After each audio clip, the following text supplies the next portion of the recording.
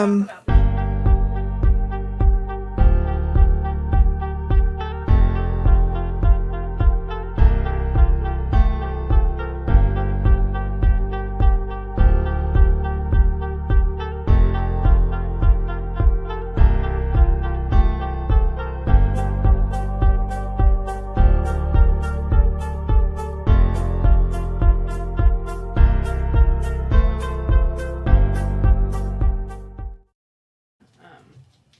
it. Cool. Why does it come on with? I don't want that one. There you go. Oh, hi. Hello. It's that time. It's that time. Good morning. We're on How are this. you? Hey, there's two of you. That's the first. Say hi, Christy. Hi, Christy. Hi. Yeah. So I got the camera set up, and that camera has a little bit better light, so I switched them to both, and I haven't switched it to the 2 screen yet. So we'll see. I'm gonna put that on 2 screen now, so you're not having just there we go. Now I gotta change which camera I want it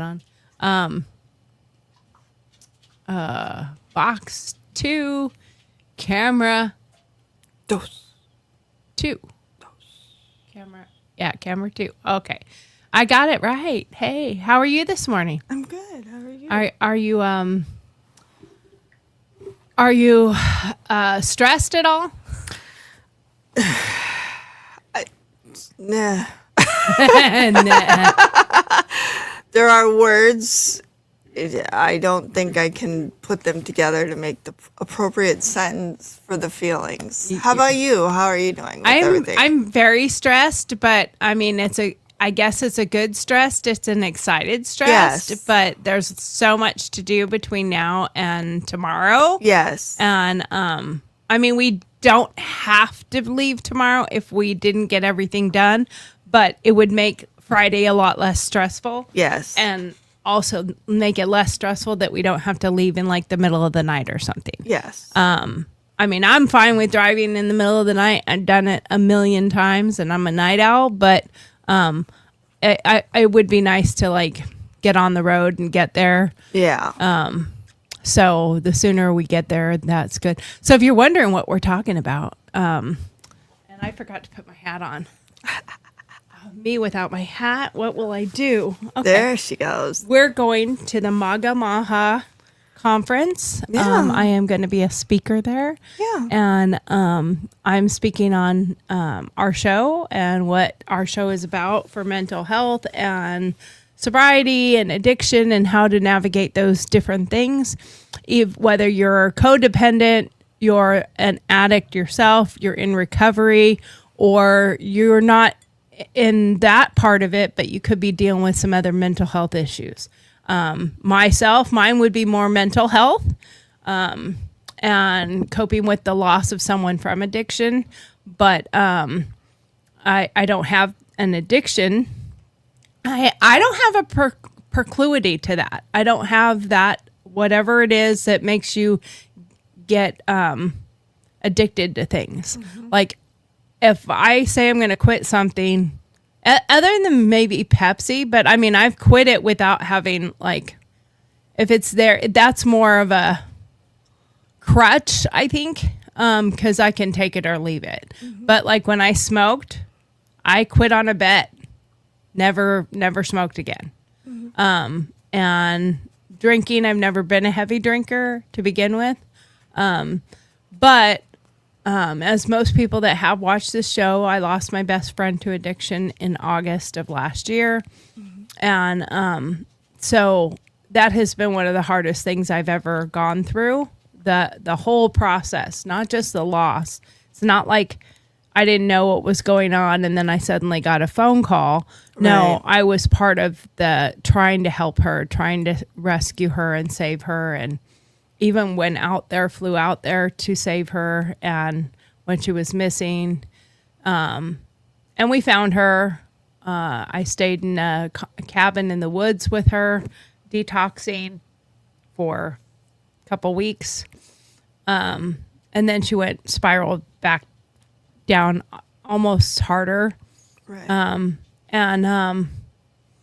obviously we don't know if she did it deliberately or not. But it's been the hardest thing I've ever gone through. Right. So that wasn't when the show came about. The show came about, actually, Kristen and I were going to do this show called TK Talks, and just girl talk about just random stuff.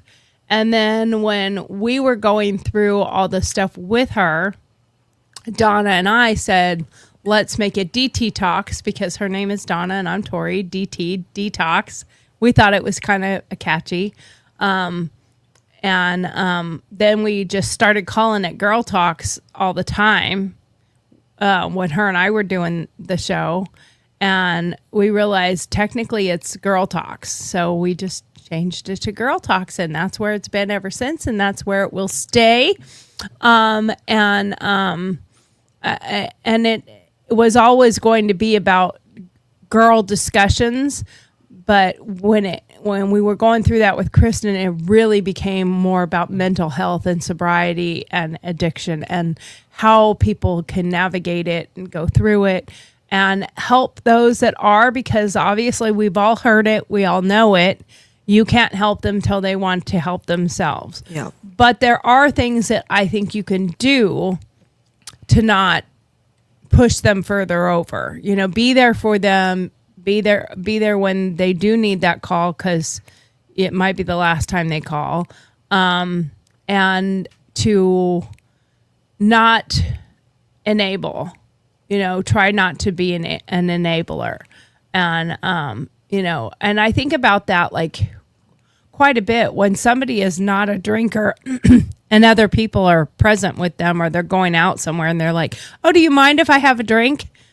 And I don't, I'm sure there are people that say, no, I would rather you don't, right, in front of me.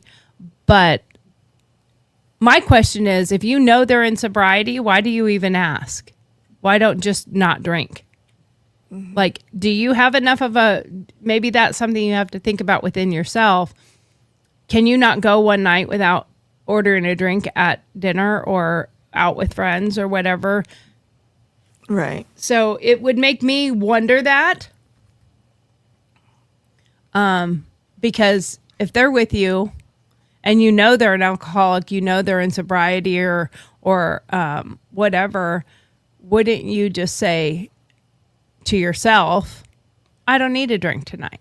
Mm-hmm. You know, I can have a soda, I can drink water, I can drink a tea, whatever, coffee. Right. So I wonder about that stuff. Right. Anyway, we have a lot going on. And we are going to continue talking about grief and coping skills. And my name is Tori, by the way. I'm the host of Girl Talks, and I am the mom of 3 boys and 4 bonus children and a handful of grandkids, mostly girls. Love them all very much. And I'm an Army veteran and a former first responder, technically still a first responder because I do volunteer with a disaster relief organization, Team Rubicon. If you've never heard of them, look them up. They're an amazing organization. I'm waiting. They're probably going to be sending requests to go to California for this fire. Now, I have way too much going on right now to be able to go. I'm going to the inauguration. Yay. That'll be awesome. We're going to an inaugural ball and a conference, and I'm speaking at the conference, going to the inaugural ball, and going to the swearing-in ceremony in Washington, D.C. And it's really a privilege and an honor because I was personally invited. So that is huge for me. Thank you, Andre. Love you to death. But our show today is about grief and coping skills, coping mechanisms. Are there negative ones? Are there positive ones? A lot of times people hear the word coping mechanism and they kind of go into a negative connotation already. Absolutely. Because they think it's the negative way you handle stress or the negative way you handle loss or whatever it is, but coping mechanisms, coping skills, and I think that's the difference is people tend to, when you use the word skills, it's a positive. When you use the word mechanisms, it's a negative connotation, which is not. It's not the way it is. According to mental health experts, how to deal with suffering, a pain, or loss is what with time and work. You can feel better, but that doesn't necessarily happen in the stages of grief. Yep. Now, there are the different stages. We've talked about the stages of grief yesterday. And we also talked about the fact that loss isn't just a death. Right. I mean, I guess it is because it can be a death to you in your mind. Right. You know, a loss That's of a a good pet point. is a death. Right. A loss of a home is a death. It could be just a change of your the life. home Yep. burnt down, it's a death. Right. You know, it's gone. Yeah. You can't go back and pick it up. Yeah. I think anything that's not tangible anymore, it feels like a death. Yeah. If your really good friend stops talking to you and goes away, you can't touch them anymore. Yeah. So it feels like a death. Yeah. I think any change in your life could be considered a death. It's a new phase, a new process, kind of like a butterfly stage, you know. It could be a death. So, Yeah. Yeah, definitely. Retirement. It really is. Yeah, we talked about that yesterday. It's a Retirement total can be change. really hard for Absolutely. some people that you know, and when you have a death, you have that process for yourself for that healing part of it and going through the different stages and stuff.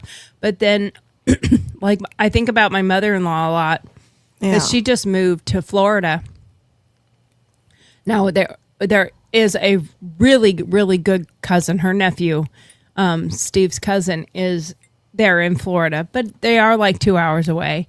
So she's on her own. Yeah. She's on her own, and that can be a scary, scary thing. So you have to change your mechanisms and change your skills on how you're coping with your loss, but also coping with The new change. The new change The and new life you're living. going out on your own and trusting yourself that you can do the things that need to be done, but getting yourself a good network where the people that you trust that you can call Yeah. that can walk you through something that you're not used to doing by yourself. Yeah. You know? We talked yesterday too about the change from becoming an empty nester. Right. That's yeah. a huge one, and parents can be any age for an adult Right. based on when you have kids, and that's a huge one because people's whole identity is revolved around that. You know, Right, right. And that's such a big loss for so many because you just stop, especially if you're like a stay-at-home mom. I mean that's so big because then Especially it's if like, you're what do very I do? involved in sports and you're Yeah. very involved in all these things and they graduate. And it depends. I mean, did they graduate and they moved right out from Right. high school then and went they to went in the college. military or they went off to college? Or did they, stay with you until they're Graduated from college. graduated or- from college, Right. or just till they're much older and then leave. right. And you have that elation period, Right. Where you're like, yes, I'm the kids are done. gone, and I can be myself. I can walk And around the but house what naked, is myself? and yeah, But like, what am I now? Who am I now? Because you are not the same person you were before you had kids. You're a completely different Mm-hmm. person. So what does that even mean? And that is such a huge thing. And even like if you look at it too, like even becoming a parent, like that's a new stage, and there's a grieving period there too because you're losing all the things. yeah, yeah, Losing Well, your whole identity there, and or who you thought you were. yeah, exactly. And I mean, divorce is another one, and Yes, so and, much so. and And getting married, like realistic. yeah, actually, getting married can be depending on Not how. to be drastic or mean or dark, but And it you also lose a depends part on of how old yourself. you are when you do Right. these things. Because, like, let's say you've never been married at all, Right. and you're in your 50s, Right. and you finally meet the one, and you get married at 54, 55 years old or something like that. You're both pretty Boy, you're independent, both or pretty- should be technically. I mean, he could be 20, but Right. but I mean, most likely you're not. Right. And you're very stuck in your ways at that Right. point. You know, it's a really hard to. I wouldn't want to train a new man at this stage of my life. Oh, no. Right. You know, but then on the other end of that, like I was 19 when I got married. Jesse was 24. He was well established in the military. He had everybody. He was told what to do. He had everything figured out. Wherever we moved, he already had the job. He had the friends. Everything was figured out for him. I was still very young. I didn't know what I wanted to be. I didn't know anything. So every stage was a new identity for me. And I had to grieve the loss. And then I had to grieve what I had to become. And it was very frustrating. And it was very overwhelming. Well, and being a military wife is hard in itself. I mean, Yeah. I say all the time, if you survive a military marriage Right. to the retirement, Yeah. you should automatically get you should get VA benefits of your own. I don't know if you're aware of this, but if you make it to 20 years, you are your own beneficiary. I was 2 years shy. I was so mad. Oh, So okay. you become your own person. So like you get Oh, your own, right. Yeah, right. Oh, I was mad. As I was a like, I dependent, want yeah. 2 more years, babe. Like, He was give me like, 2 no. more years. Yeah, I don't think he wanted me to have that. Like, I still kind of have a little resentment for that, but that's a whole nother story. But yeah, like 2 more years, that would have been it. I would have had it. But he did make it to 20, and we're good. So whatever. But yeah, it's true. Yeah, if you can make it to 20 as a spouse, Right? you get your own. You get your own dependence. dependent. Your own VA benefits. Yep.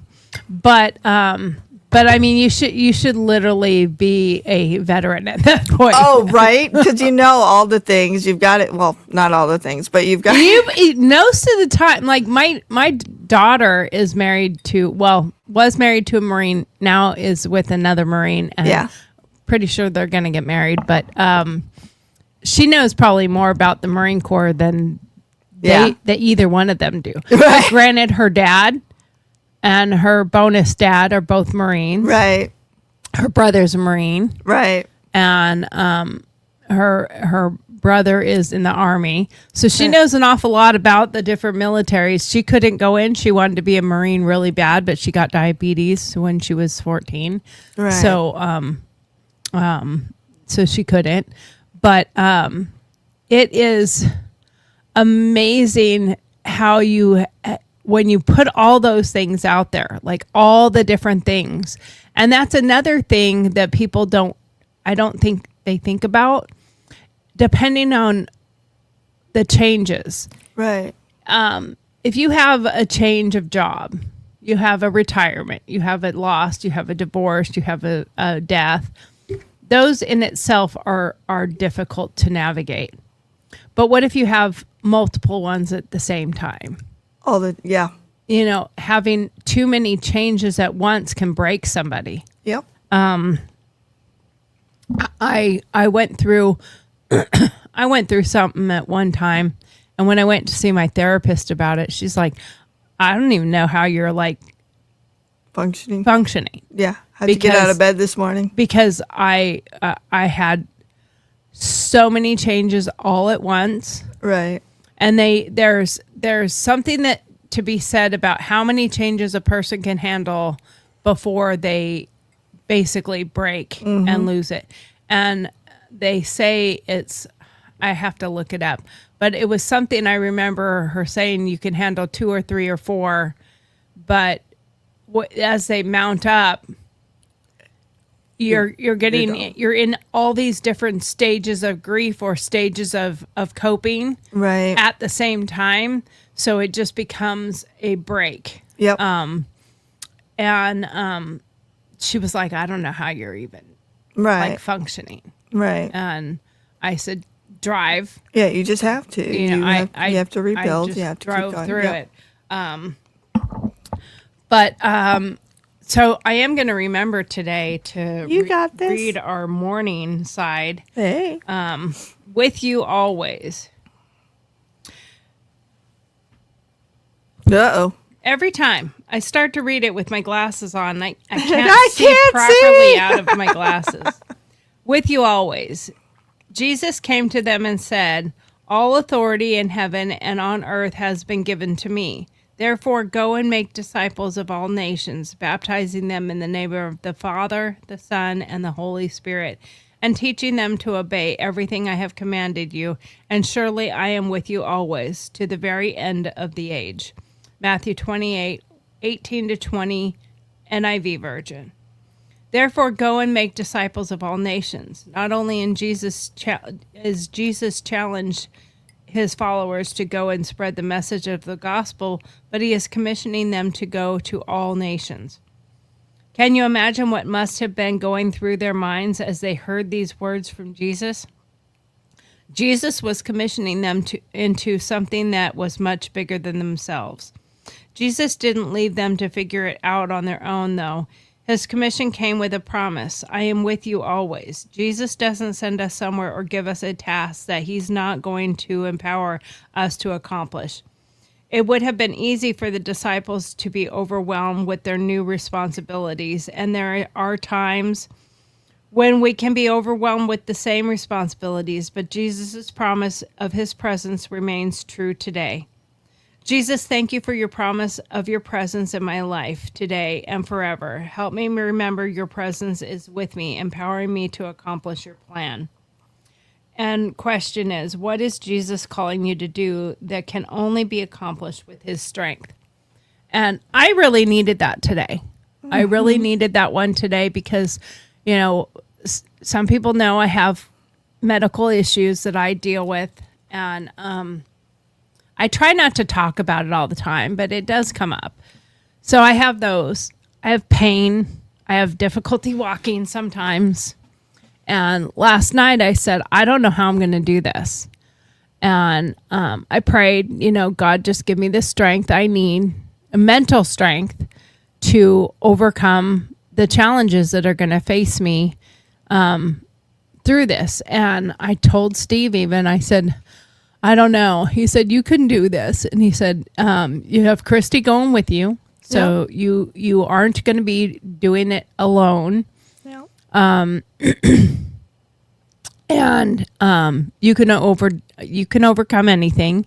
And, you know, he's like, one of the things he said, it was very difficult for me to hear. But he said, you need to be honest with Christy. Yeah. You need to tell her when you need help. Yep. You need to say, I'm having a difficult, even if it's just a whisper to her, hey, I'm having a difficult time. We can have a code word. Yeah. You're like watermelon. You know, because there's times when I'm having a hard time even standing up. Yeah. And he knows it I just have to look at him a certain way. Mm-hmm. And he makes sure not to embarrass me on it. Like, hey, babe. Yeah. And he will hold me up, you know? Yeah. So he's like, Christy can do that. Absolutely. If she knows you need her right then, 100%. She can just be like, hey, I'm going to go to the bathroom with you and just cup arms like, oh, we're just going to go like a couple of girls going off to the bathroom. I absolutely love that Friends episode where Phoebe dumps the beer on herself so that like to distract, you know? Oh, yeah, like, yeah. 100%. I am that one. We got this. Me too. We got this. We will do it. I have no problems with that. I mean, even Christy goes, I know you don't want to talk about this, but are you going to wear some Depends or take some Depends with you? And I said, we're going to stop and buy some because, yes, when you're in a ball gown and you're at an event, we got this. I still have bladder issues. Yeah. And how embarrassing would it be to be in this crowd of all these people and I'm crying down my leg. Yeah. And the problem is when I cry down my leg, it's more like a puddle. It is not little tears dribbling down. Yeah. It's a whoopsie. Yeah. And mine come without warning. Yeah. Like I don't know it's going to happen. And then I'm like, it's all over. Yeah. So, and I'm at home. I just go change my clothes, to hop in the shower, rinse off, wash myself up, get out, dry off, get a new pair of pants, start again. Yeah. And go put clothes in the wash. But it's like if you're out at an event with people and things, and I said, I just don't want regular Depends, and you know, I don't want to feel like I'm wearing a diaper. Yeah. But I have to also be cognizant that this is an actual problem I have. Yeah. It's a medical problem. It's not a I just pee myself because I feel like it. You know, it's a medical problem that I have, and I've had I've had 3 bladder surgeries. Yeah. So that is a coping mechanism. That's a coping skill of learning how to I've gone through many stages of grief with that. Absolutely. With my bladder. Absolutely. And I've even said, like, both my grandmothers had the same problem. Mm-hmm. My one grandmother, her bladder was coming out. Yeah. Was falling out. So I blame myself on karma. Like when my grandmother, I laughed at my grandma when she was running down the hall with her legs crossed. I blamed I didn't blame. Yeah, it's your fault. I made fun of her. Fault. So it's absolutely. So karma's a bitch, isn't absolutely. It comes back at you. So, thanks. I mean, and I have many times said thanks, Grandma. Yeah. You know, like she's laughing at you now. She's like, now what? Not so funny, is it? That's a thing. That's a thing. I got nothing. But I got nothing. That's happening. That's a thing. Yeah. So, one problem at a time. Ajita Robinson, PhD, author of The Gift of Grief, says instead of viewing grief as a set of phases, try focusing on these points. Acknowledging the loss, create space for your feelings, understand that grief is a lifelong journey. Know that there can be joy in life post-loss. So you can still have joy after loss. And that brings a whole nother side of grief, because when you start to feel joy, you feel guilt at the same time. Yep. Like, I shouldn't be feeling happy. Yep. And you should. Yes. And what I try to tell people that I know that are going through their grief and stuff, I use that phrase from that kid that I interviewed with leukemia all the time. What would they want you to do? What would they want you to feel? How would they want you to live? Yeah. Would they want you to be dead in a living body? Yeah. Would they want you to live? Would they want you to be embracing a joy and the positive things that come? Would they want you to navigate through this and just bring them along for the ride? You know, because everyone you lose is still a part of you. Yep. And how are your you memories celebrate them today? Can bring them with you. Yeah. And you can find ways to bring them with you if you need something a little bit beyond that. Yeah. You could write a journal to them. Yep. You can we're talking about one of our shows here in the future very soon is going to be talking about writing a letter to your younger self, but also writing a letter to your older self. Yeah. I think that you don't know whether you're going to go first or your husband's going to go first. You don't know that. But you could write that letter to yourself that you only open if they pass away. Ugh. Like what you think and what you want for yourself after that moment happens.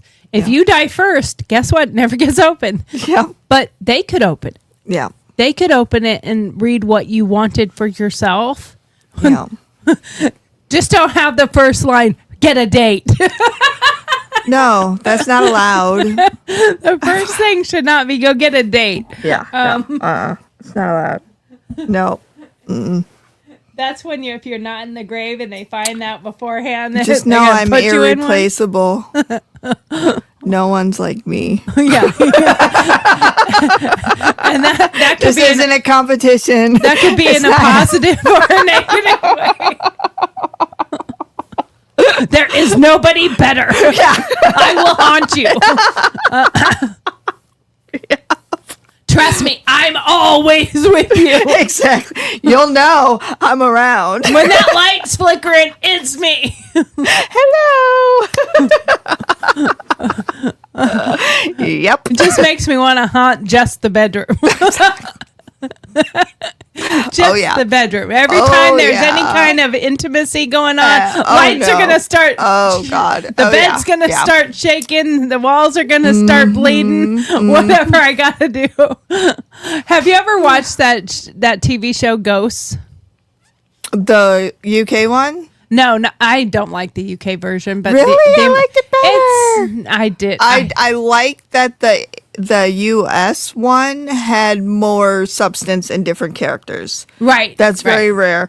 They're funnier. Yeah. They're way funnier. Yeah. Than the UK version. The UK version is like a hit and a miss with the humor. Yeah. It's much darker. Yeah. So I like it for that. So I like both of them. We've discussed this. I'm dark. I like them both for two different reasons. Right. I want the humor side of it at the US version. Yeah. I want the darker side of it.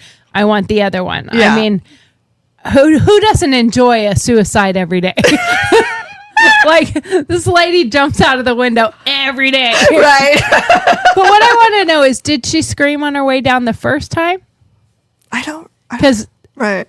Because the other one said, I don't remember her screaming the first time. Yeah. So, anyway, this was not a review of the Ghost show. Yeah. But it's still funny. Oh, yeah. So after I started watching that, I was like, I keep talking to Kristen all the time. She's at the she's at the New Orleans. She's not here. That's not true. Because if her gift is to travel, she could be here. She can be anywhere she wants to be. She can be anywhere she needs to be. But remember the ghost thing? We're attached. They're stuck where they died. Yeah. On except for the one with the arrow through his head, Pete. He can travel. Yeah. Only for short periods of time because he starts to fade away and go. But it's pretty funny. They can have relationships and they can bang. Yeah. Oh, Lord. But it is entertaining. Yeah. And it does make you think a little bit about the afterlife type of things. Mm-hmm. Like if you did go to a certain place, especially a historical house like that, you would have generations of people. What I didn't like or understand with the UK version one is all these people that have died that are there, that the Neanderthal guy has been a part of. He never learned to talk until the lady that was living died and can see them. Right. Like they never taught him English. They never taught him where. Now he's starting to talk. Right. Like, right. And now all of a sudden, me go. Yeah. Yeah. Hundreds and hundreds of thousands of years, and you never learned how to talk by observing and watching and learning and seeing. I don't buy that one.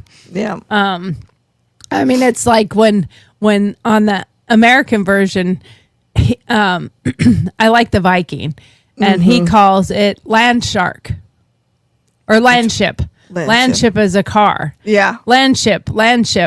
And then one day they were doing something with the internet or whatever. And he was like, well, maybe if you use the IP, and he gives all this detailed information. They're like, and you still call it a land ship?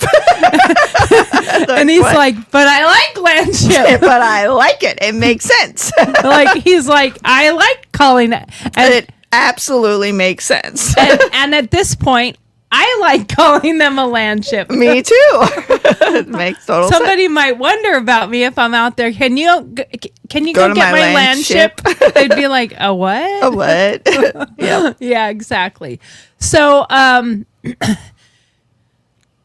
wonder about some of these mechanisms and some of these things that they say. I'm going to read this one.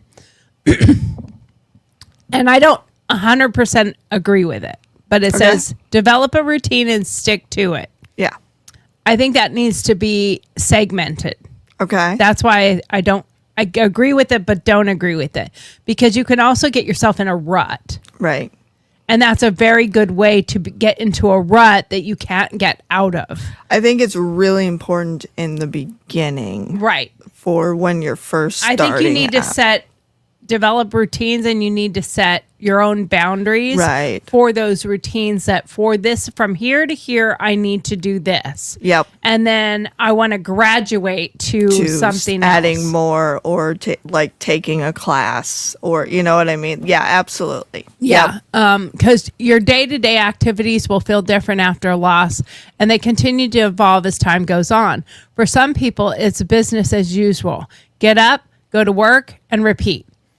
Others start out small, like making the bed each morning and remembering to make breakfast. It's not important what your routine looks like. Just try to be your best to have one.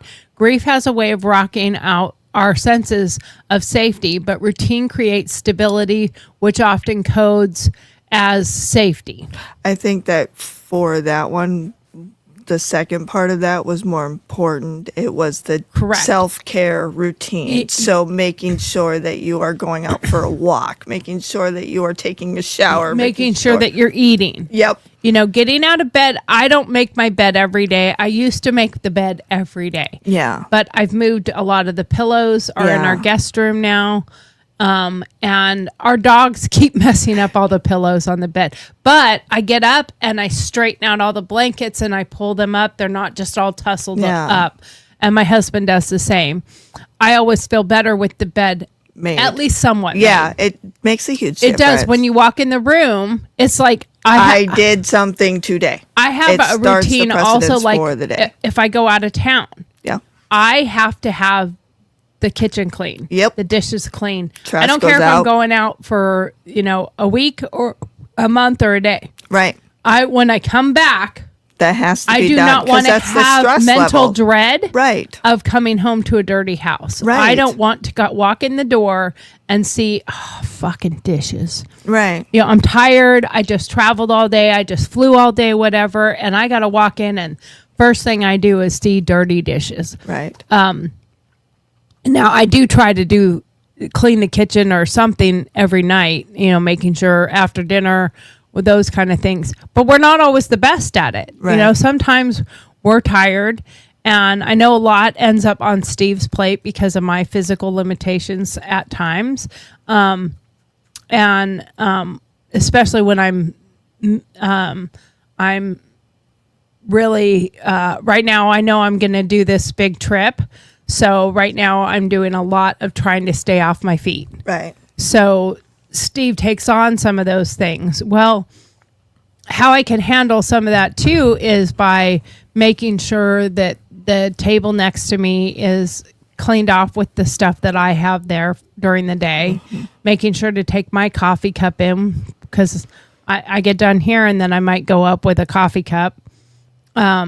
So cleaning up after yourself helps your partner, but it also will help you if you end up with a loss that you're not all of a sudden the things they were doing are no longer being done at all. Right. And you end up in this disaster. Right.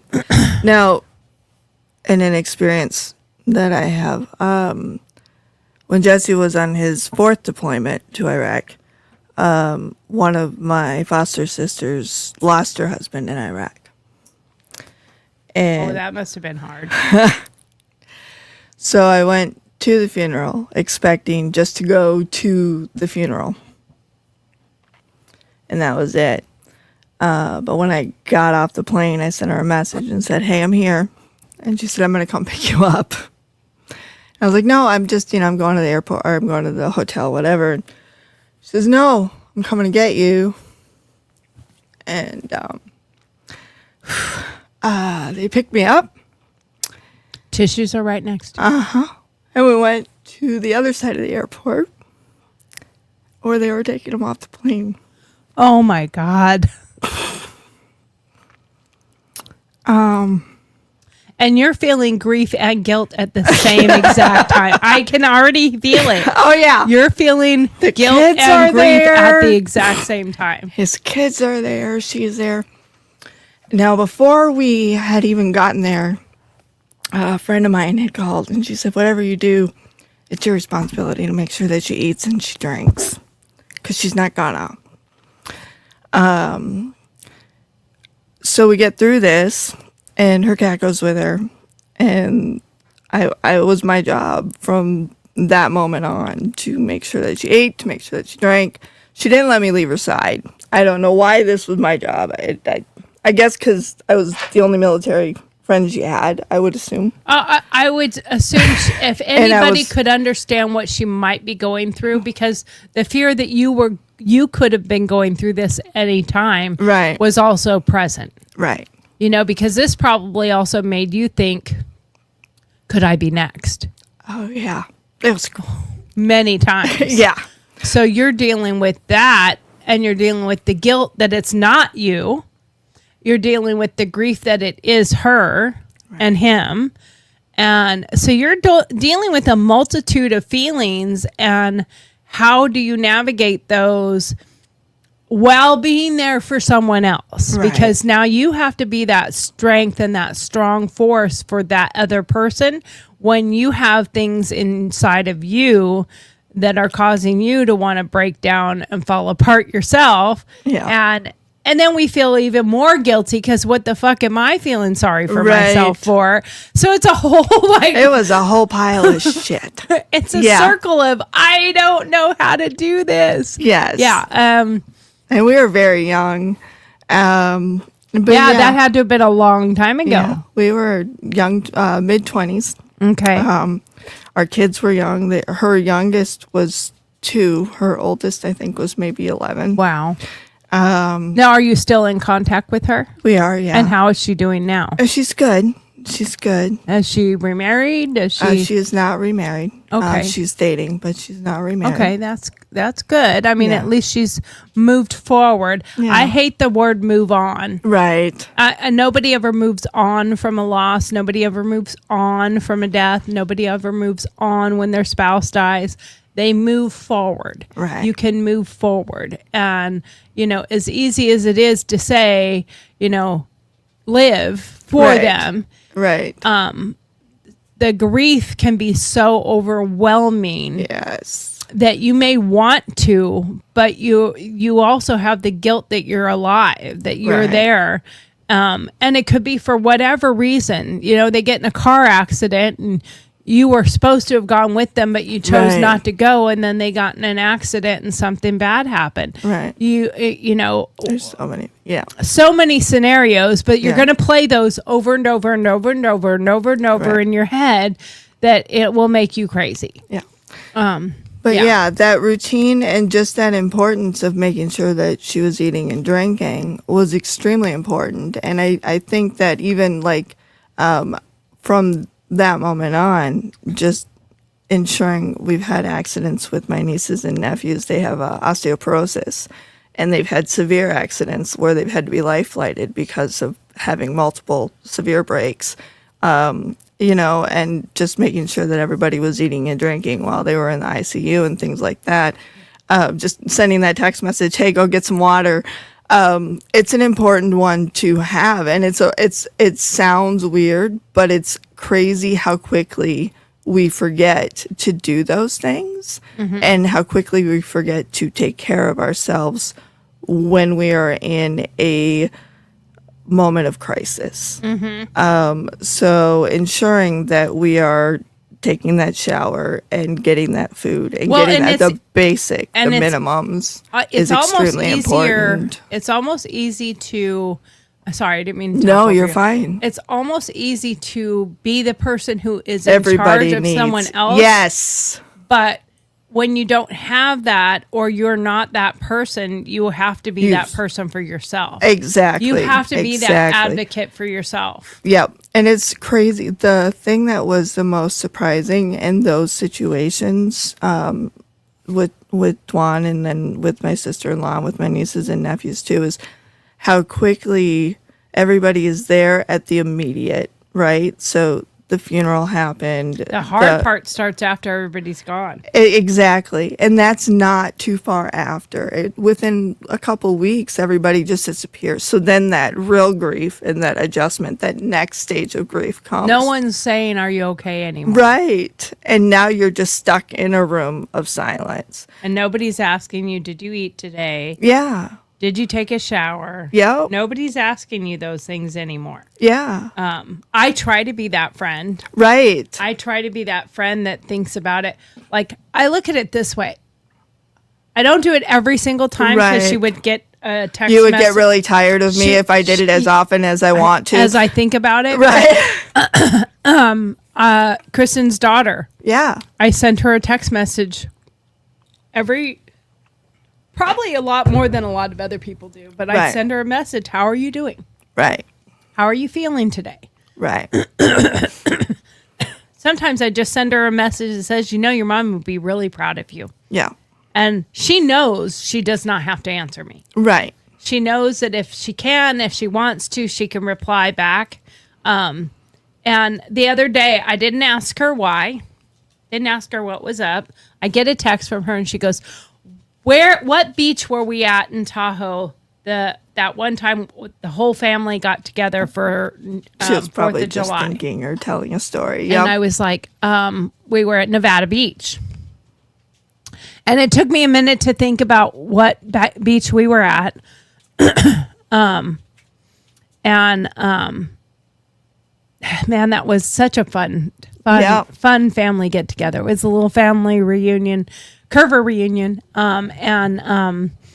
We went there, and I hadn't thought about that in a really long time, but that's one of those that I had. Kristen and I took a picture in the kitchen of the condo we were at, and I was wearing this long sleeve white flowered shirt that kind of looks like an old fashioned like sleeping shirt, really cute little shirt.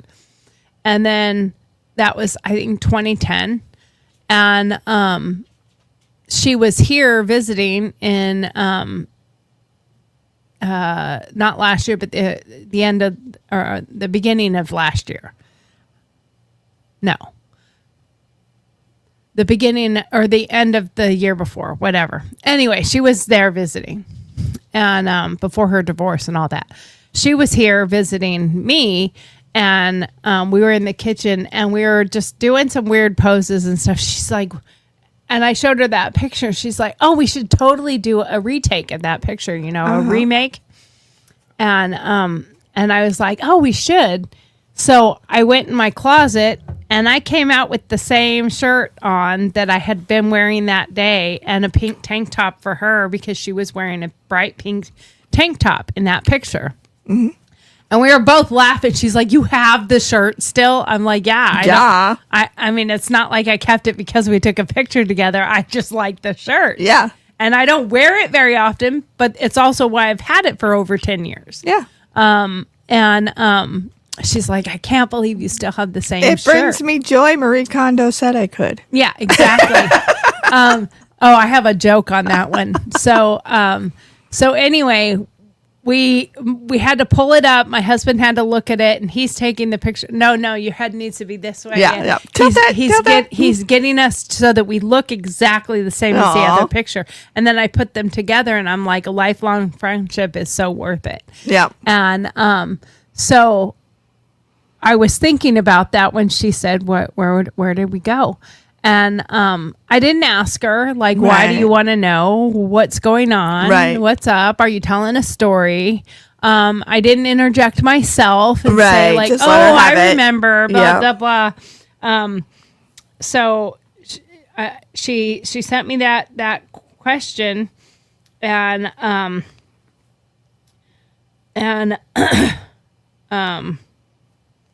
I just said, I believe it was Nevada Beach. How are you doing? And then I saw she posted a video on her Facebook that she needed to be with her mom. Oh, no. So she flew in to Tahoe, and she lives in Hawaii. Wow. So she flew. I'm sure she came to see family, but she flew in and she went to Nevada Beach to be with her Nice. mom that day. Oh. And, I'm sure she was coming for other reasons, Right. see family or whatever too, because her aunt lives in Reno.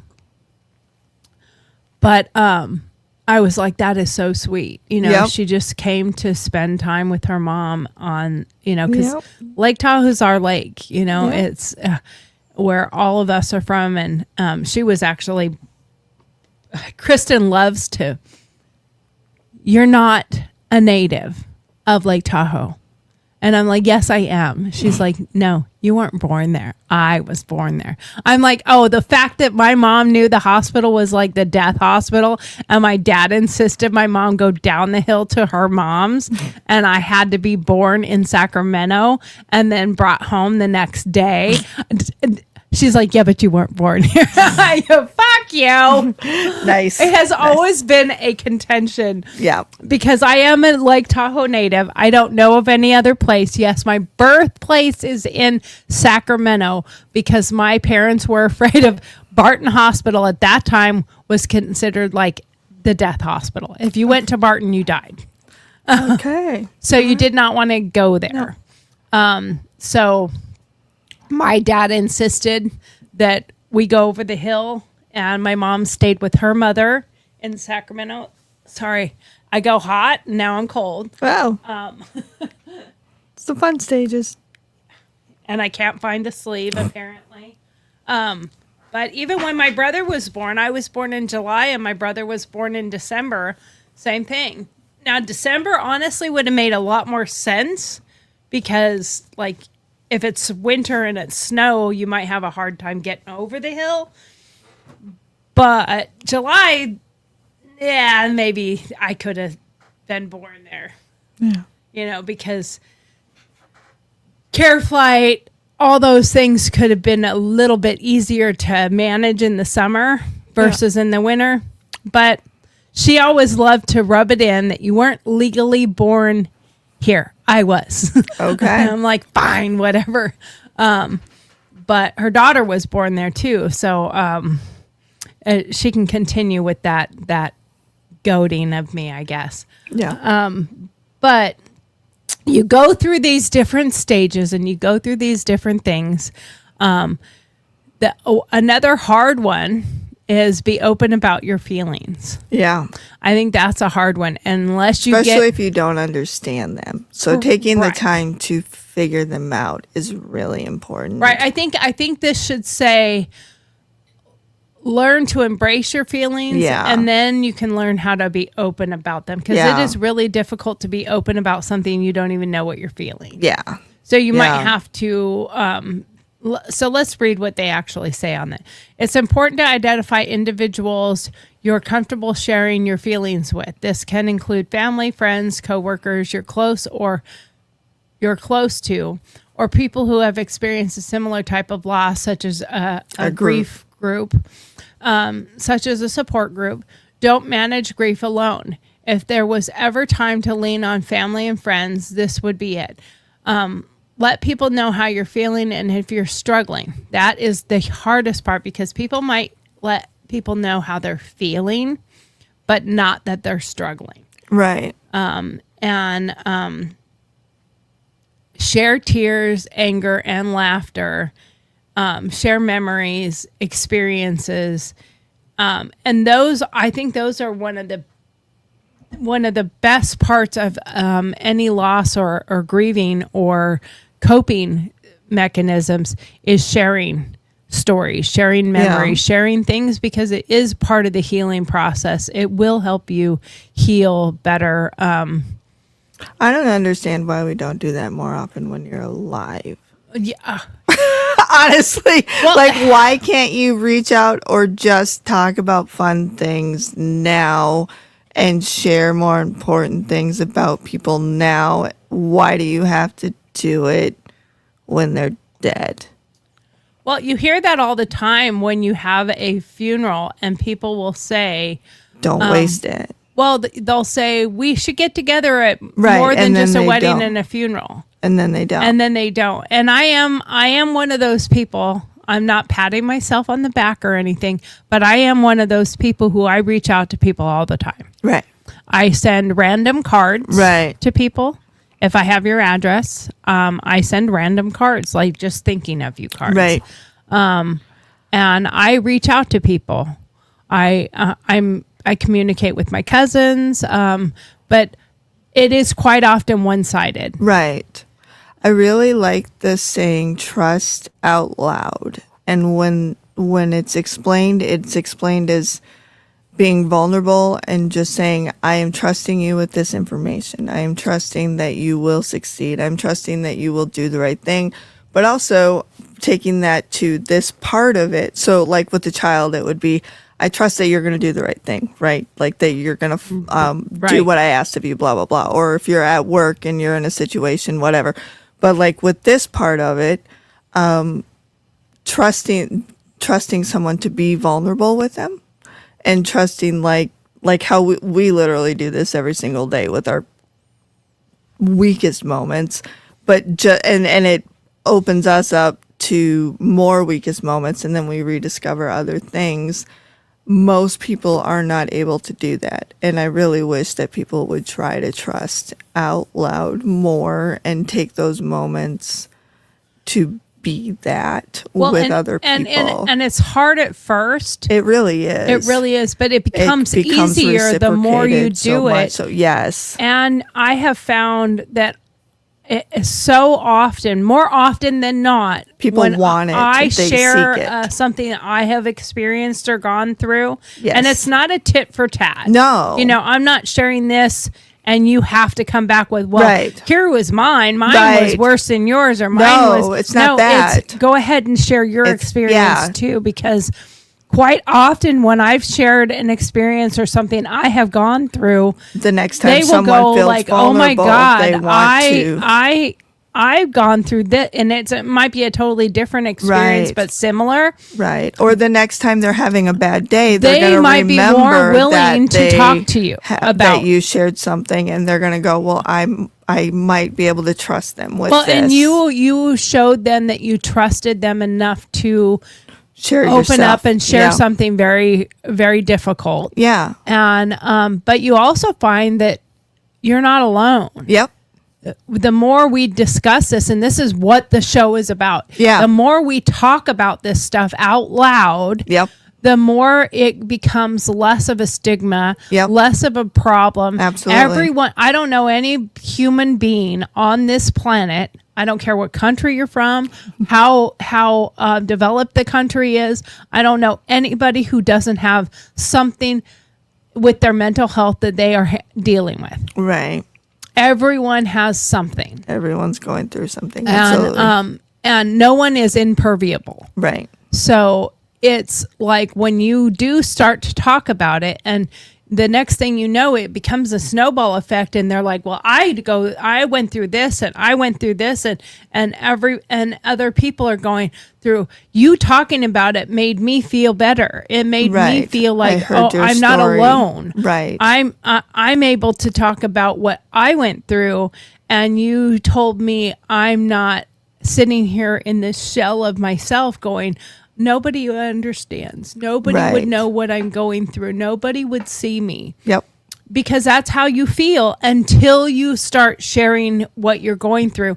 And one of the things that Christy and I do is, if it's something that is a little too personal, a little too much that we can't, but it still has to do with what our topic is, pre-show, we will let our ugly out. Yep. We let our It's a fun 20 minutes before the show. We're like, word vomit. It's a word vomit episode. yeah, and we get some of the things out that we know we can't say, Yeah. or that are going to make us so. Raw. Nobody wants to watch just a cry fest. Right. You know, nobody wants to watch that. I don't want to see that. I mean, Yeah. it's nice when people do naturally, and it's for a moment, because Right. I've had them. Right. But I don't want your whole show to be just a blubbering cry fest. I don't Right. want to see that. I don't want to watch it. So I would think nobody else wants to watch that either. Right. We don't want to make it weird and uncomfortable. Yeah, because it's already weird and uncomfortable. We don't need to make it any weirder or more uncomfortable. Awkward. Depends. Yeah. It depends on how much you want to be uncomfortable. Woo. Is that the different brands? It depends. Depends on how much uncomfortable you want to be. Okay. Okay. All right.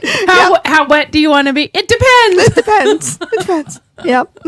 I know this much. I don't want to wear the same ones that Biden wears. Oh God. Because those are definitely like hot,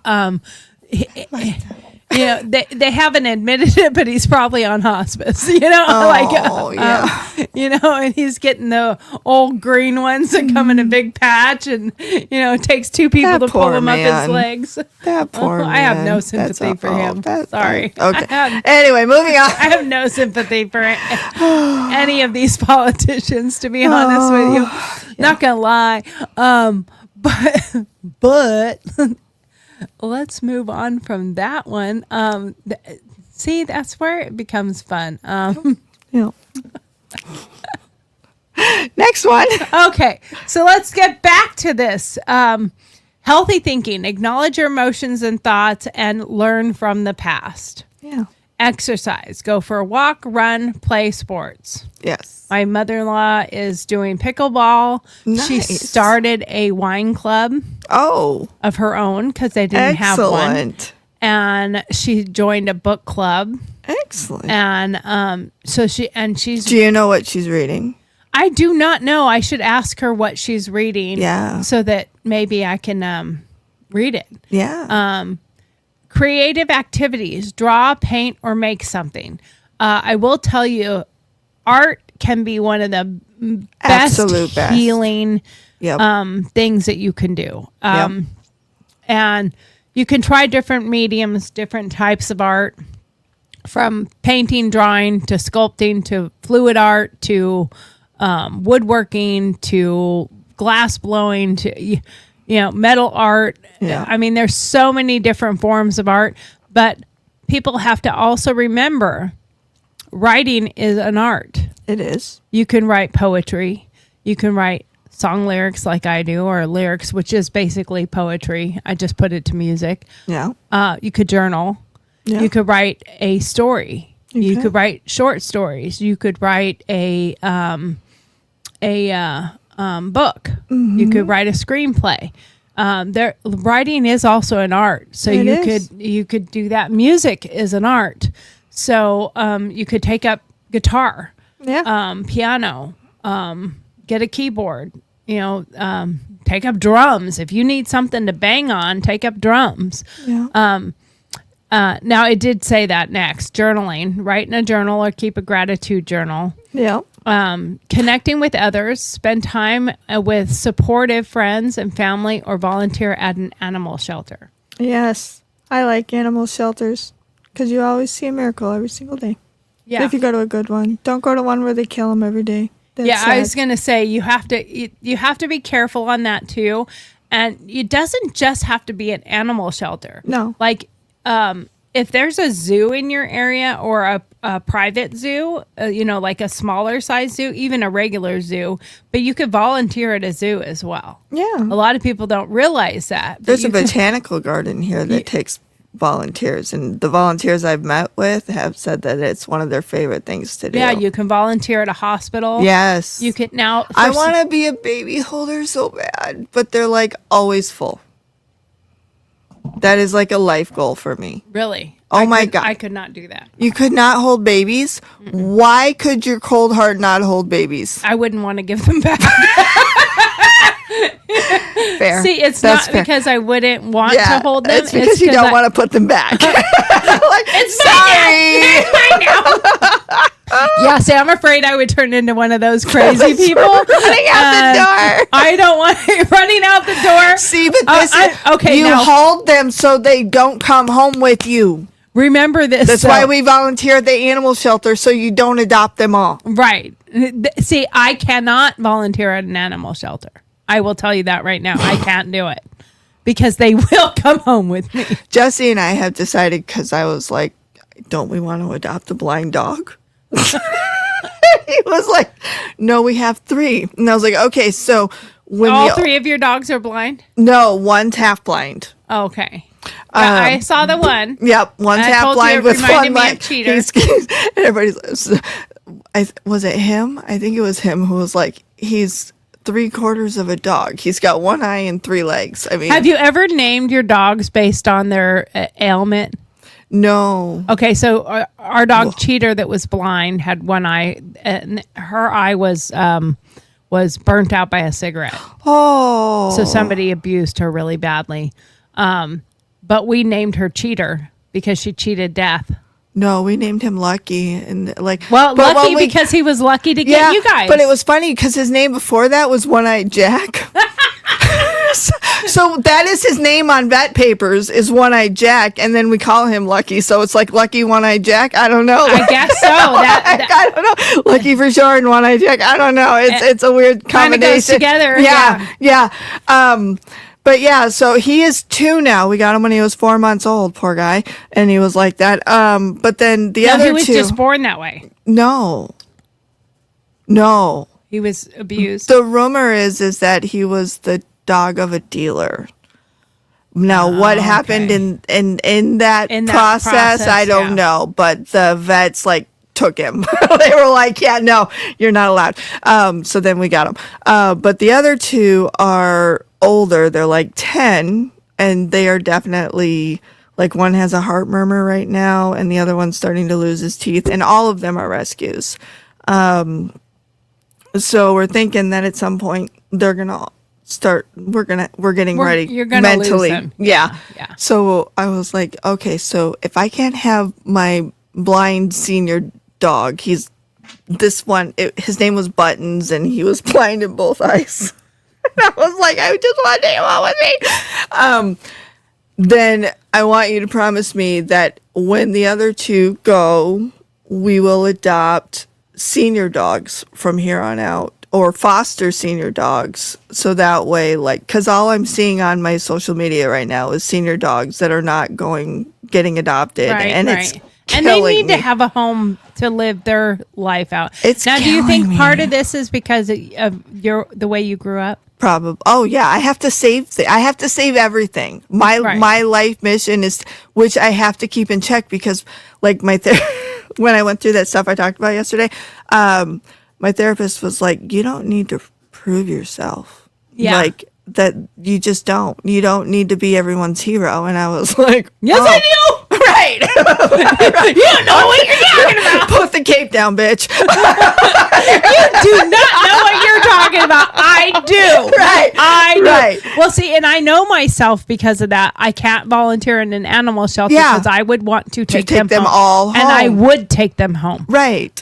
So for me, if I wanted to volunteer with animals, I would need to find a zoo So or that- something you where could I not. legally cannot take them home. Right. I have a bad enough time. I see, just the other day I saw. Look, you're learning boundaries. I saw a possum or something on somebody's social media. I just want And I an was like, animal I or want a a- baby I on my want a doorstep. baby possum. Why doesn't someone? Or I want a squirrel and a raccoon, but I'm told it's like having a 2-year-old and they are a disaster. They are. I so knew I'm like, somebody never who mind. had a raccoon. Yeah. I also knew some.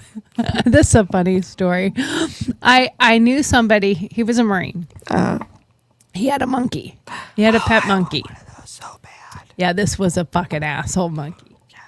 This monkey beat off all the time. Yeah.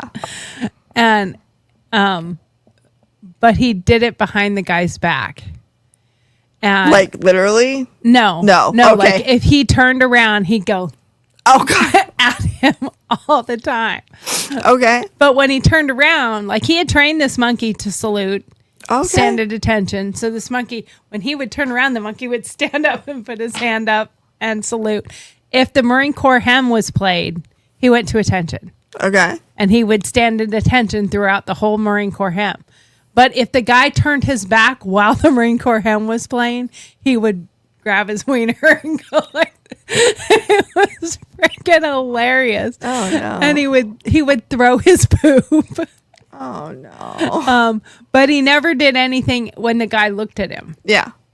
So I'm like, I told him, I said, you need to go get life-size cardboard cutouts of yourself and just put him on all four sides of his cage, because when he wasn't there, he would Take care of things. He would Yeah. throw his poop or no. or do things. Yeah. And take care of business, whatever. And this monkey knew what he was doing, Yeah. because otherwise he wouldn't stop the minute he turns around. Yeah. He wouldn't go to attention the minute so he was a mess. He was funny. Yeah. He was cute. I can't remember. I think his name was Chesty. Probably. But also a very disgusting little creature. Yeah. But he was so human-like. Yeah. It was like watching a toddler do this, and it was really gross. Yeah. And I'm like, can you like get him to stop? And he's like, I've talked to the vets. I've talked to everyone. No, it's because when they're adults. When we were in St. Lucia, I think in November, like they had little baby monkeys and they were so sweet. And oh my God, I was so in love. And I was like, I would take one home. And then someone said to me, they said, when they become adults, they just kill them.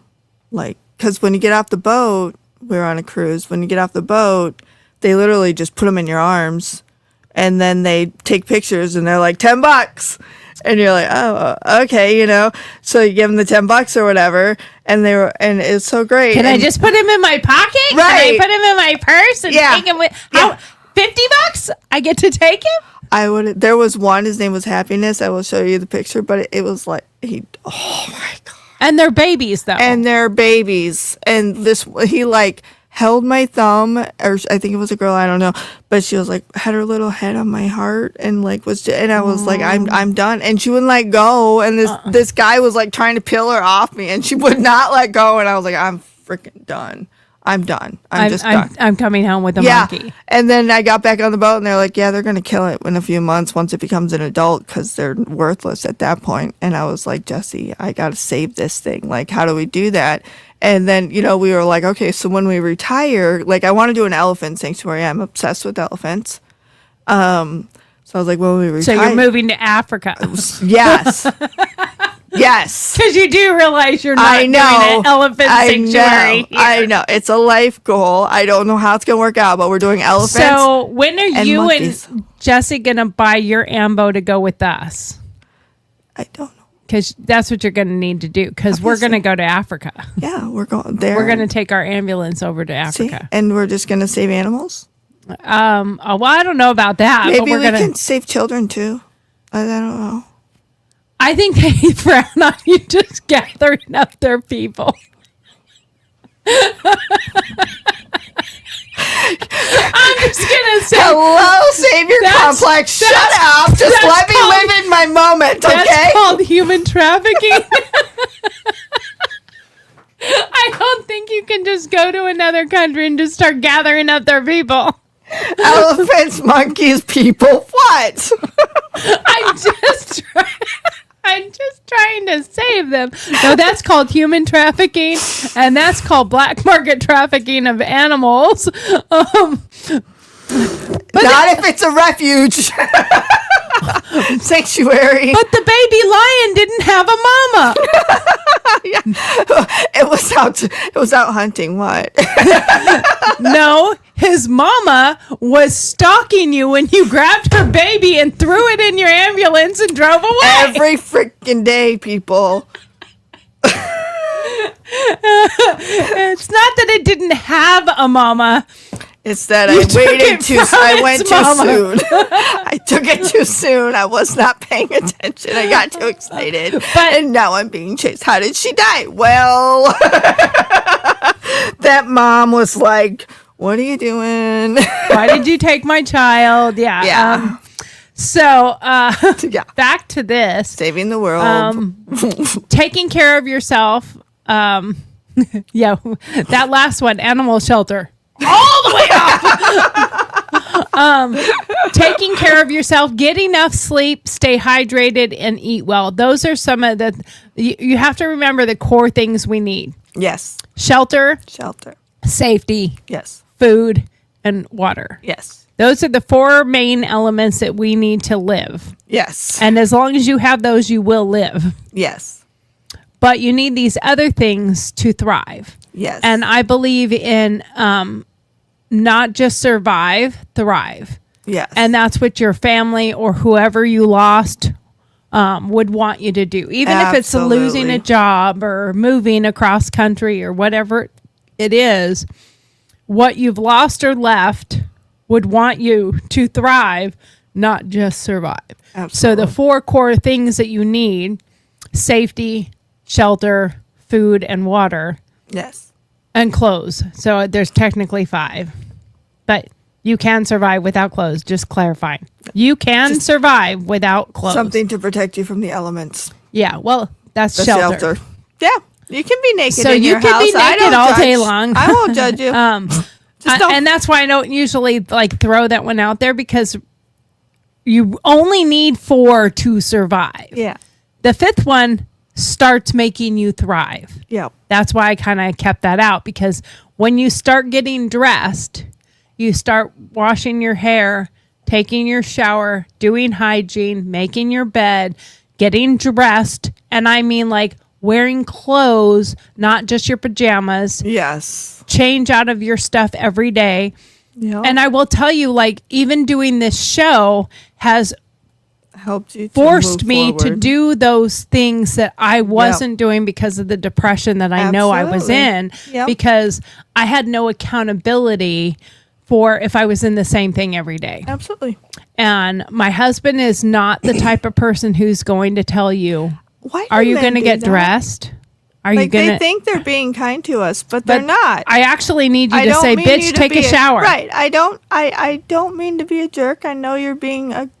You're going through something. No. I mean, like my husband will be like, it's okay. You want to sit and drink and do whatever. No, I need you to care that my mental health is going down the tubes. I need you to kick notice my that I'm not ass. taking a shower. Yeah. Yeah. I need you to notice that I'm in the same clothes for a week. Yeah. You're not doing anybody a favor by allowing someone you care about to fall to into that continue to do darkness. those things and allow Yes. that to happen, because Yes. that's and enabling. It sucks to be the person to call that person out. They are not going to be nice to you when you Dude, you stink. Take a bath. They you are know? not going to Yeah. respond nicely to you, period. But But it also might be the way for them to acknowledge it. Yep. Because sometimes you don't think the other people notice because they don't say anything. Right. So it's not that big a deal. Right. But if they say something, it becomes, if now you're aware that they're aware, you become more aware. Yeah. Can I say aware one more time? I bet you could. But it's like that is an awareness Ta-da! that you might need to be aware of. Okay. You might need to fix that problem. I've killed it now. Yep. But it is true Yep. that sometimes you're If you love someone, love Tell them them. right. Yeah. tell them the bad things too. Yep. You know, you have to be honest and trust that they will love you back when you do the hard thing. Yep. And you have to see that as part of that problem. So like when I started this show, I had made a conscious decision to do this, for one. But I also think about like anyone watching, nobody wants to see me in my pajamas. Right. And nobody wants to see me wearing the same, like, You're representing the people you love too. Is so this the show? Was this yesterday's show or was Right. this today? Because she's wearing the same thing. Okay, my hats change. My sweatshirt might stay the same until I go wash it. Right. But my shirt changes. But I also put pants on that go somewhat with what I'm wearing. Right. I don't stay in my pajama bottoms and just put a shirt on. Right. But it makes me go in, brush my hair, take a shower. Well, maybe not in that order. Or maybe in that order. Yeah. Change my clothes, put on a bra, Yeah. put on deodorant. You know, it makes you do the thing. So if you join something that you have to go to or be at exercising, going and joining a group, doing your art, maybe doing it with somebody else. But if you go do those things, you find yourself starting to, because now you would like, I want to look good when I go there. I want to be present. I want to be, and Walmart's not the place for that, because you can wear whatever I mean, the only thing I don't think they allow at Walmart is naked. Right. But you can wear your pajamas, your slippers, your juicy shorts, all with your ass hanging out. Yeah. Like, all bets are off at Walmart. So don't use that as your starting point for reference. Yeah, that is not a good reference point. Yeah. But problem solving, break down problems into smaller pieces and work towards goals. So setting your goals and making those things bite-sized pieces. Yeah. So especially being that you love elephants so much, I'm sure you love my analogy of eating an elephant, but one bite at a time. You're like, don't eat the elephant. That's the problem. You're trying to eat an elephant. It's my elephant. If you just don't eat the elephant, you'll be fine. Yeah. Eat a mouse. They're a lot faster. There you go. Yeah. Yeah, you don't have to eat a mouse in bite size. It is bite size. Acts of kindness. Do something nice for someone else, like holding the door for a stranger. Saying hello. Yes. Smiling and saying hello to people.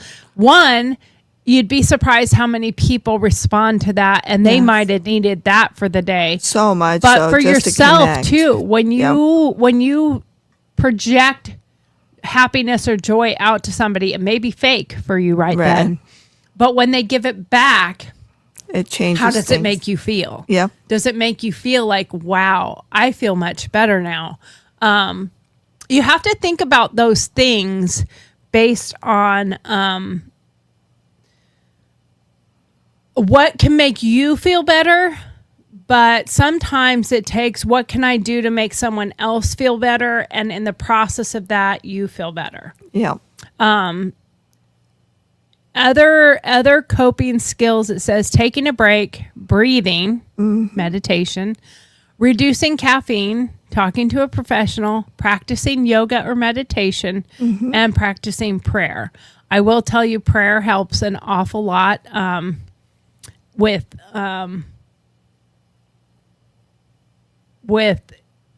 you being able to talk to somebody that you trust and being your most vulnerable. Yeah. There are a list of, and this, I'm going to tell you where it is. It's called 99 Coping Skills, and it's tips, 99 coping skills. I'm going to read through these as fast as I can, see if I can get through them in 1 minute. Okay. Exercise, put on fake tattoos, write poetry, stories, journals, scribble, doodle on paper, draw, be with other people, watch a favorite TV show, hydrate, see a movie, do a word search or crossword, do schoolwork, play a musical instrument, paint your nails, do your makeup or hair, sing, study the sky, punch a pillow, cover yourself with Band-Aids where you want to cut. So for somebody that wants to cut instead, put Band-Aids. Let yourself cry. Take a nap only if you are tired. Take a hot shower or relaxing bath. Play with a pet. Go shopping. Clean something. Knit or sew. Read a book. Listen to music. Try some aromatherapy, candle, lotion, room spray. Meditate. Go somewhere very public. Bake cookies. Create a vision board. Paint or draw. Rip paper into itty-bitty pieces. Shoot hoops, kick a ball, make a card, plan your dream room, colors, furniture, hug a pillow or stuffed animal, hyper-focus on something like a rock, hand, dance, make hot chocolate, a milkshake or a smoothie, play with modeling clay or Play-Doh, build a pillow fort, go for a nice long drive, complete something you've been putting off, draw on yourself with a marker, take up a new hobby, look up recipes, cook a meal, go outside for 15 minutes, create or build something, pray, make a list of blessings in your life, read something faith-affirming, go to a friend's house, jump on a trampoline, watch an old happy movie, contact your therapist or hotline, Boytown hotline 800-448-3000. Talk to someone close to you, ride a bicycle, feed the ducks, birds, squirrels, color, memorize a poem, play or a song, stretch, search for ridiculous things on the internet. Oh, that could be a long time. Shop online without buying anything. Color coordinate your wardrobe. Watch fish. Make a playlist of your favorite songs. Play the 15-minute game. Avoid something for 15 minutes. When time is up, start again. Play your wedding or prom or other event. Plan your wedding or prom or other event. Plant some seeds. Hunt for your perfect home or car online. Try to make many words out of your full name as possible. Sort through, edit your pictures. Play with a balloon. Give yourself a facial. Play with a favorite childhood toy. Start collecting something. Play video, computer games. Clean up trash at your local park. Look at your life, your voice. Talk or call a friend. Write yourself a I love you because letter. Oh. Look up new words and use them. Rearrange furniture. Write a letter to someone that you may never have sent. Smile at 5 people. Play your little brother, sister, niece, nephew, or play with them. Go for a walk with or without a friend. Put a puzzle together. Clean your room, closet. Try to do handstands, cartwheels, back bends, yoga.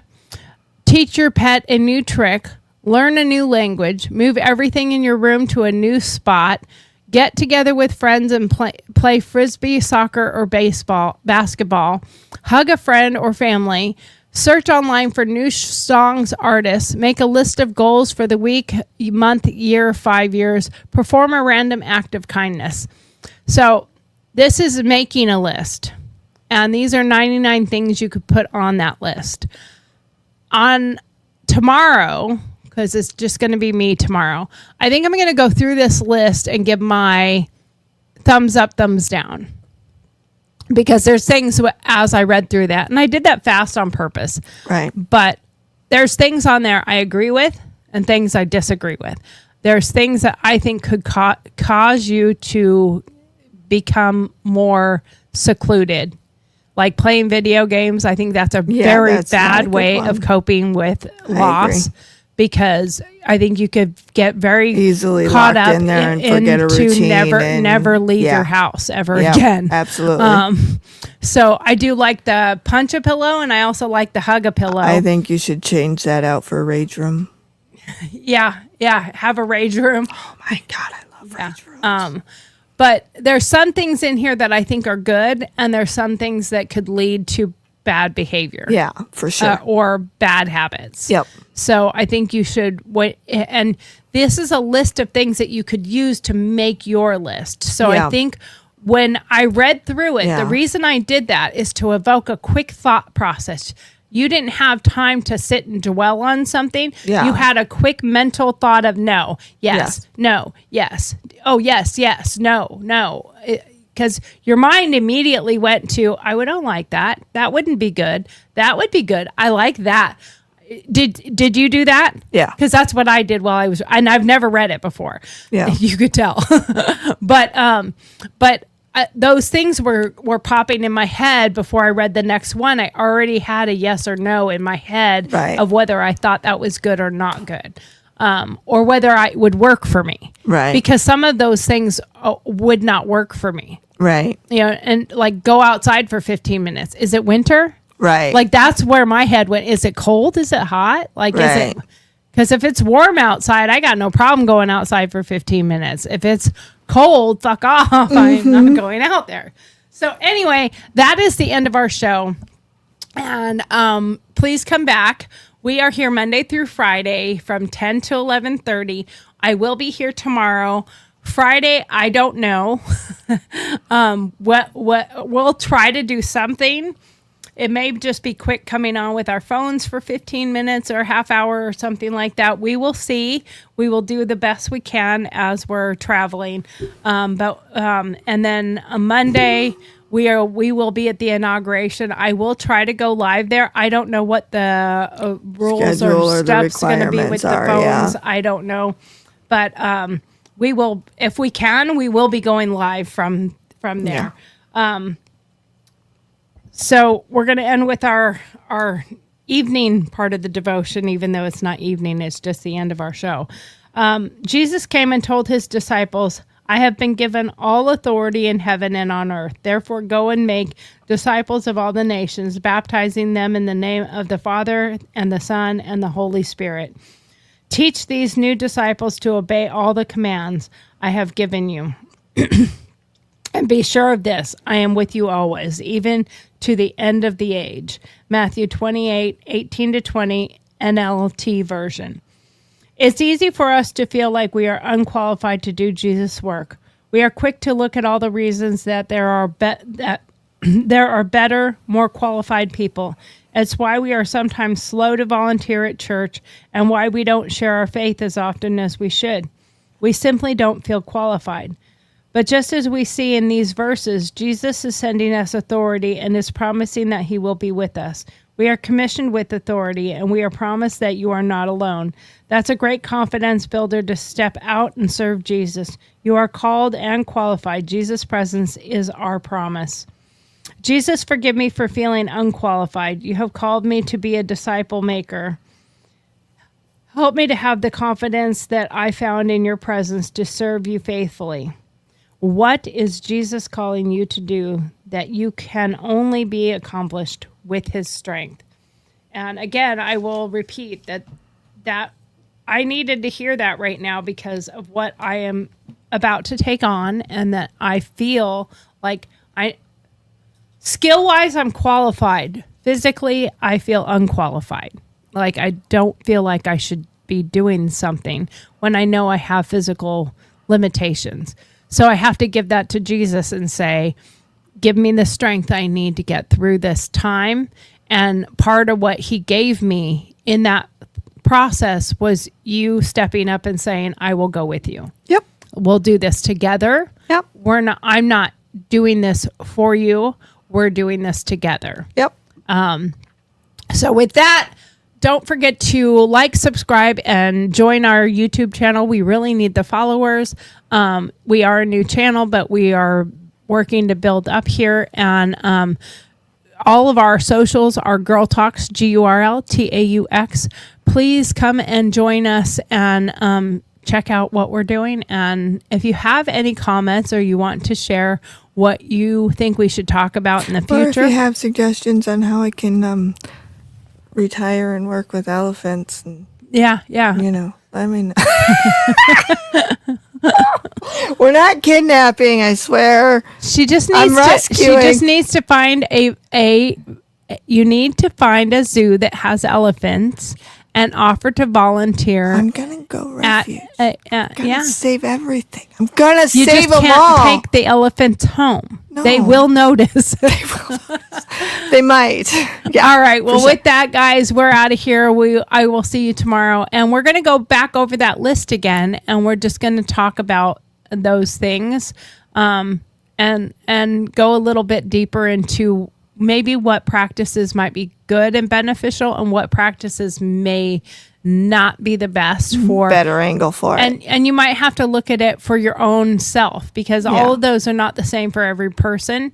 I could probably do the video games because I probably would get bored with it really quickly.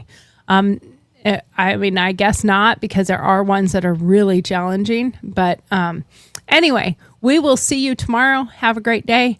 Bye. And we are out of here. Bye.